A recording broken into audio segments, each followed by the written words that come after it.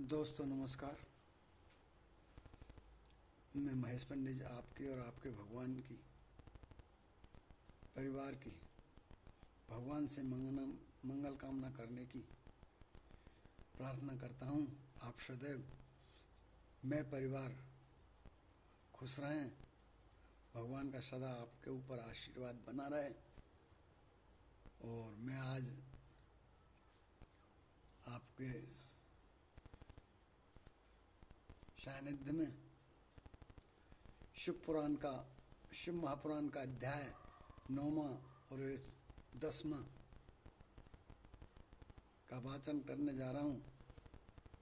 प्रभु आपको अच्छा लगे तो आप लाइक और सब्सक्राइब जरूर करना, क्योंकि मेरे पास टीवी नहीं, मेरे पास गाजन बाजन नहीं, लेकिन सच्चाई और रास्ता जरूर है। दिखावा मेरे पास बिल्कुल नहीं है, मंच मेरे पास नहीं है, लेकिन ज्ञान जरूर है जो मैं आप तक पहुंचाने की कोशिश कर रहा हूं। और कहीं त्रुटि या गलती हो मुझे क्षमा करना। आज मैना और हिमालय की बातचीत, पार्वती तथा हिमवान के स्वप्न तथा भगवान शिव से मंगल ग्रह की उत्पत्ति का प्रसंग।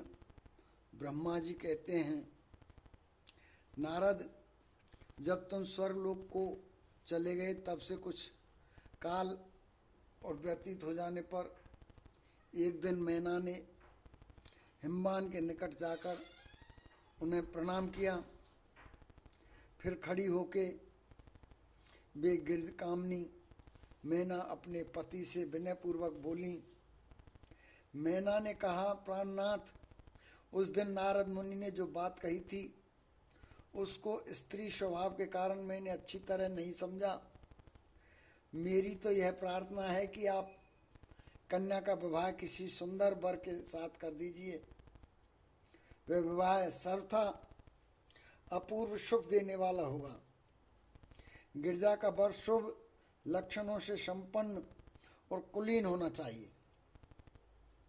मेरी बेटी मुझे प्राणों से भी ज्यादा अधिक प्यारी है। वह उत्तम वर पाकर जिस प्रकार भी प्रसन्न और सुखी हो सके वैसा कीजिए। आपको मेरा नमस्कार है।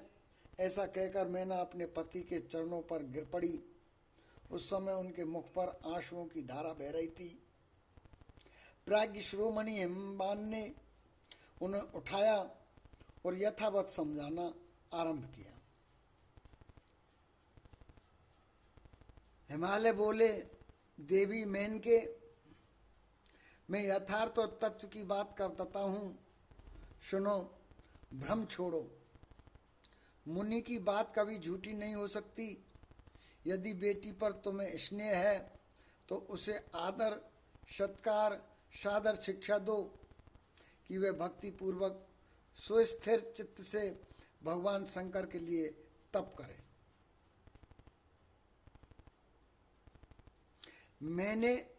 मेनके, यदि भगवान से प्रसन्न होकर काली का पानी ग्रहण कर लेते हैं तो सब शुभ होगा। नारद जी का बताया हुआ अमंगल या अशुभ नष्ट हो जाएगा।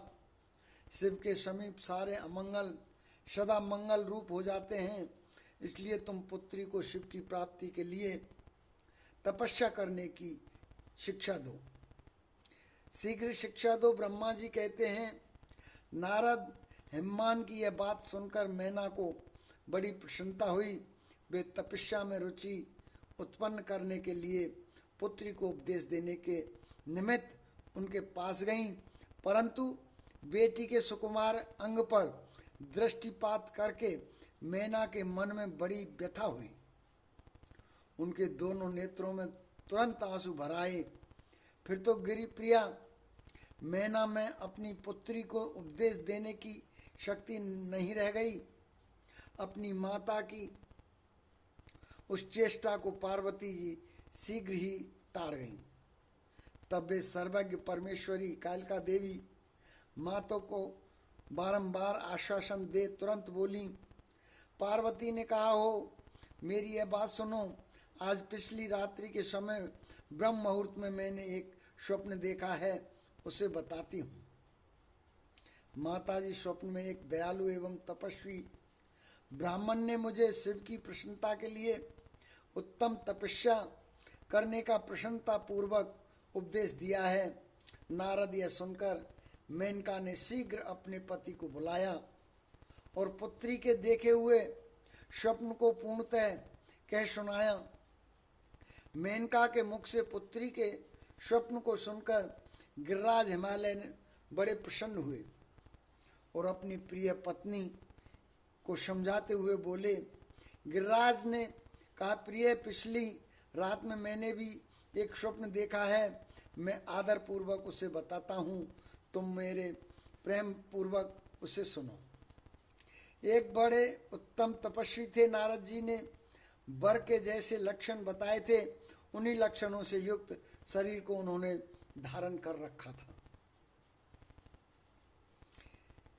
वे बड़ी प्रसन्नता के साथ मेरे नगर के निकट तपस्या करने के लिए आए।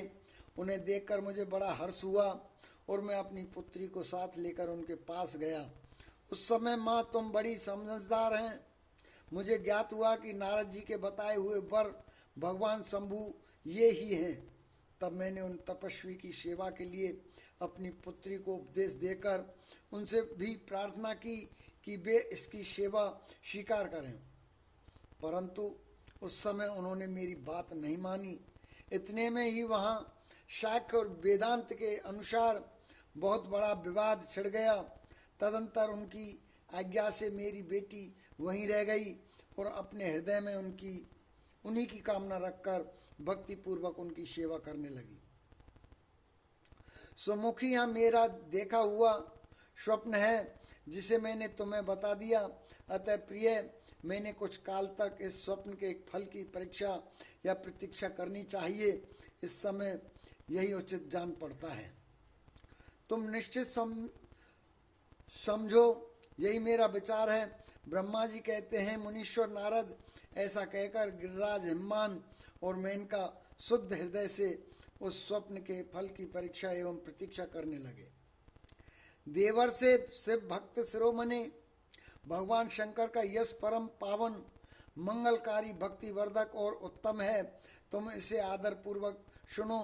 दक्ष यक्ष से अपने निवास स्थान कैलाश पर्वत पर जाकर भगवान शंभु प्रिया विरह से कातर हो गए और प्राणों से भी अधिक प्यारी सती देवी का हृदय से चिंतन करने लगे।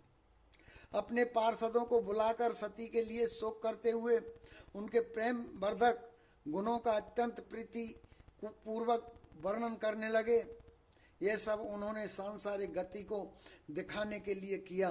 फिर गृहस्थ आश्रम की सुंदर स्थिति तथा नीति रीति का परित्याग करके वे दिगंबर हो गए और सब लोगों में उन्मत्त की भांति भ्रमण करने लगे।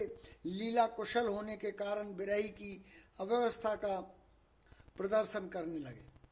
सती के विरह से दुखित हो कहीं भी उनका दर्शन न पाकर भक्त कल्याणकारी भगवान शंकर पुनः कैलाशगिरी पर लौट आए और मन को यत्न पूर्वक एकाग्र करके उन्होंने समाधि लगा ली, जो समस्त दुखों का नाश करने वाली है। समाधि में वे अविनाशी स्वरूप का दर्शन करने लगे।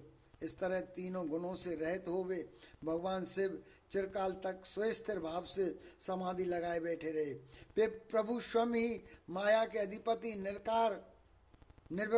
निर्विराकार परम ब्रह्म हैं।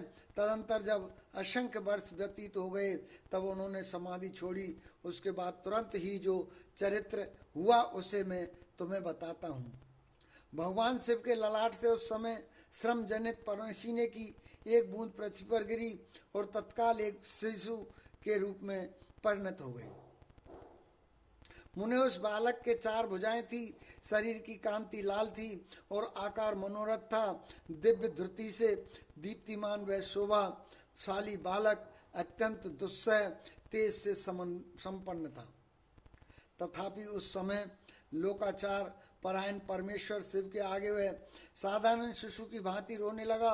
यह देख पृथ्वी भगवान शंकर से भयमान उत्तम बुद्धि से विचार करने के पश्चात सुंदरी स्त्री का रूप धारण कर बालक को तुरंत उठाकर अपनी गोद में रख लिया और अपने ऊपर प्रकट होने वाले दूध को ही स्तन्य के रूप में उसे पिलाने लगी। उन्होंने स्नेह से उसका मुंह चूमा और अपना ही बालक मान हंस हंसकर उसे खिलाने पिलाने लगी।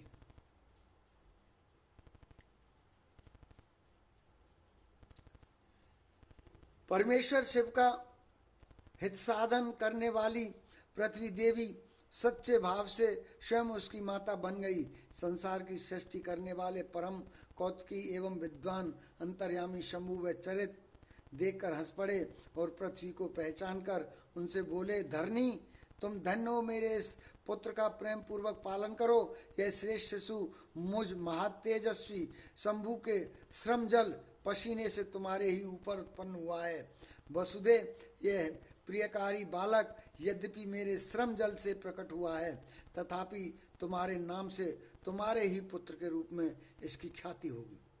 यह सदा त्रिविध तापों से रहित होगा, अत्यंत गुणवान और भूमि देने वाला होगा। यह मुझे भी सुख प्रदान करेगा। तुम इसे अपनी रुचि के अनुसार ग्रहण करो। ब्रह्मा जी कहते हैं, नारद ऐसा कहकर भगवान शिव चुप हो गए। उनके हृदय से विरह का प्रभाव कुछ कम हो गया। उनमें विरह क्या था, वे लोकाचार का पालन कर रहे थे। वास्तव में सत्पुरुषों के प्रिय श्री गुरुदेव रुद्रदेव निर्विकार परमात्मा ही हैं। शिव जी की उपयुक्त आज्ञा को शिरोधार्य करके पुत्र सहित पृथ्वी देवी शीघ्र ही अपने स्थान को चली गई। उन्हें आत्यंतिक सुख मिला। वह बालक भौम नाम से प्रसिद्ध हो युवा होने पर तुरंत काशी चला गया और वहां उसने दीर्घ काल तक भगवान शंकर की सेवा की। विश्वनाथ जी की कृपा से गृहस्थ की पदवी पाकर वे भूमि कुमार शीघ्र ही श्रेष्ठ एवं दिव्य लोक में चले गए, जो शुक्र लोक से परे हैं। इसी के साथ शिव महापुराण का 9वां और 10वां अध्याय समाप्त होता है। बोलो शंकर भगवान की जय। आप मेरे इस वीडियो को लाइक और सब्सक्राइब जरूर कर देना। राधे कृष्णा जी। मिलता हूँ अगले एपिसोड में।